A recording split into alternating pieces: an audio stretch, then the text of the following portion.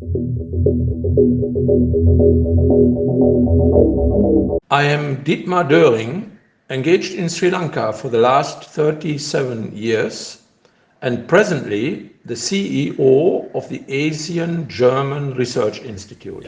Welcome back on my channel after quite a long time.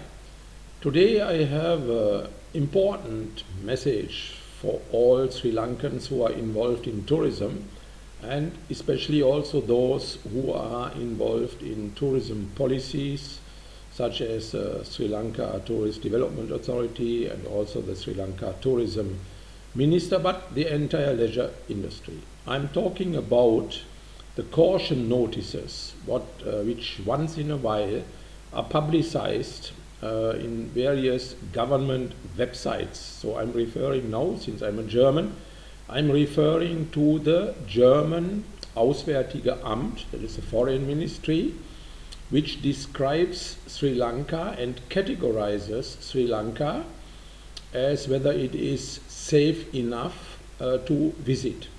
So I have extracted some of the actually at the moment valid notices which the Auswärtige Amt, means the Foreign Ministry, has written in their testimony, and must say that these informations are based on informations which are provided by the German embassy, mostly by the German embassy, given to the Foreign Ministry in Germany. So they write the following, and you can make your own opinion on whether that this type of description of the actual situation, economic, political and social situation in Sri Lanka, whether they are justified or not.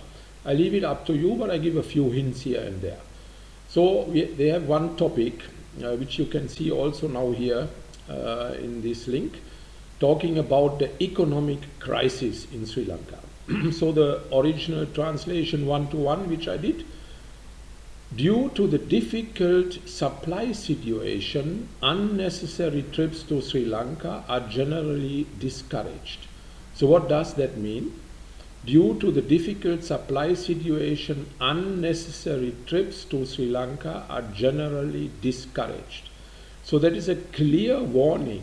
An unnecessary trip is definitely a leisure trip of tourists who want to visit the island. They are specifically, with this sentence alone, discouraged not to undertake a vacation visit to Sri Lanka. And the German embassy, I suppose that they have passed on this message. They are referring to a difficult supply situation. Now, hand on your heart, ladies and gentlemen, and I'm also a German living here for 37 years, do we have difficult supply situations at the moment? What is the difficulty in supply situation? Yes, of course, when I go to the supermarkets, I cannot get foreign chocolates now. I cannot get Ferrero Rocher, but all the other items and necessary items are available. So, and they write further, this applies in particular to self-organized individual trips without a local tour guide. So that means all FITs, all free-in travelers who are coming for the first time to Sri Lanka, they are virtually warned not to visit Sri Lanka, because that is a self-organized individual trips. And at the receiving end are all these industries here who are, we'll say, guest houses, 1-star, 2-star, 3-star hotels, the small and medium enterprises who are looking at FITs to come to Sri Lanka on their own, exploring the beautiful island. So they're discouraged by the sentence. This applies in particular to self-organized individual trips without a local tour guide. Traveling as part of guided tours is currently possible in principle. So they say that means, again, these are the major tour operators who are coming into the scene. So you can come with a bulk of 50 people, go to a main tour operator, inbound agent, then you can tour Sri Lanka. That is safe. But coming individually, they are clearly not recommending individual tourist trips to Sri Lanka. So, and they further say, and the possibility of a resurgence of the protests at any time should be taken into account. Now that is a wonderful formulation, and the possibility of a resurgence of the protests at any time should be taken into account. Yeah, I mean, what shall I say? Shall I say that the possibility of the resurgence of the French Revolution in Paris is possible at any time? Of course, any part in the world, any country, anywhere, there is always a possibility that protests are cropping up. That can happen not only in Sri Lanka, that happens all over the world. So that is an absolutely nonsense description here, but it is misleading. Nicht? I mean, mentioning resurgence of the protests, and people are careful, they think, oh my God, it may be dangerous, better avoid Sri Lanka.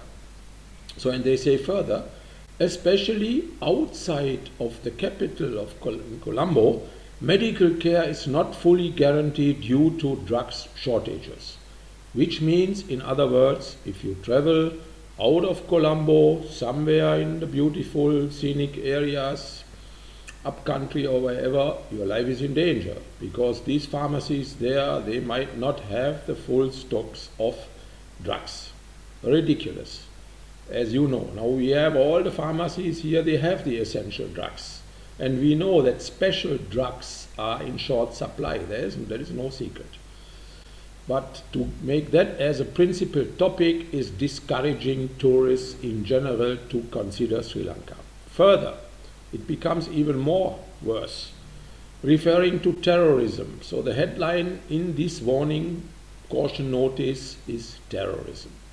Now I read, the security situation remains tense following the terrorist attacks on churches and hotels in Colombo, Negombo and Petikaloa on Easter Sunday 2019. So they say, they make a reference to the tragic attacks in Easter Sunday 3.5 years before. This is history, sad history of course, but since 2019, in the Easter period, there is no other incident of that nature, even not in a marginal way, has happened in Sri Lanka. So there is a clear misinformation discouraging any person who likes to visit Sri Lanka to come to Sri Lanka because of security risk. The security precautions, they write further, were clearly and noticeably tightened. So that means in the recent weeks and months, the security precautions were clearly and noticeably tightened. For what? What did we have? Now we have a government in place, as you know. We don't have the long queues. That is the economic part. I come to that later. And do we have a situation of a tense security situation in Sri Lanka where lives are at risk? No, it is not.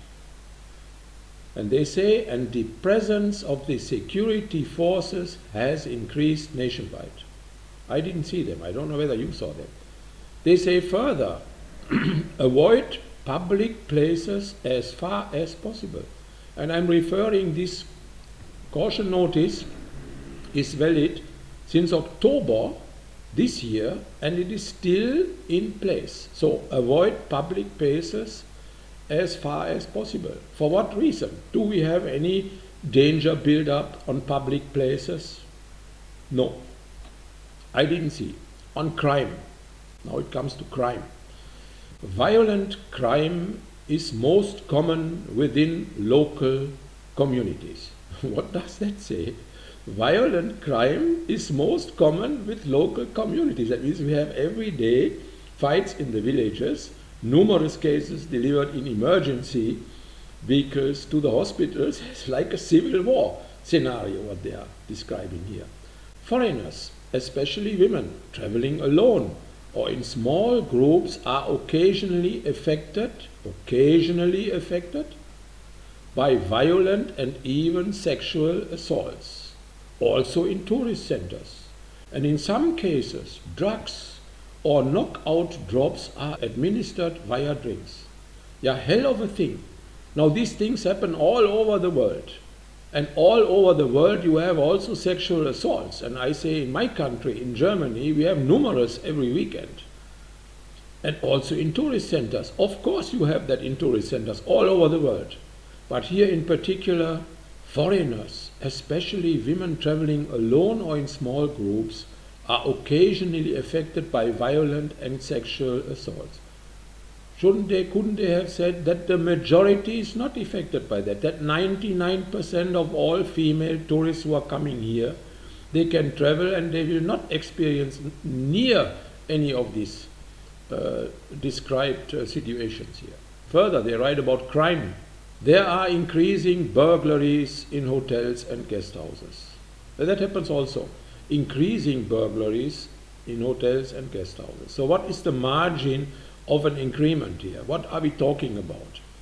Had it increased 1%, 2%, 3%, 50%, 70%? Nothing of that nature. But the impression for people who are reading is, oh, hello, if I'm going to stay in a hotel, I have to double lock my room and hide my valuables somewhere else. When buying jewelry, but also herbs and cosmetics, cases of fraud or extortionate prices on markets are increasing.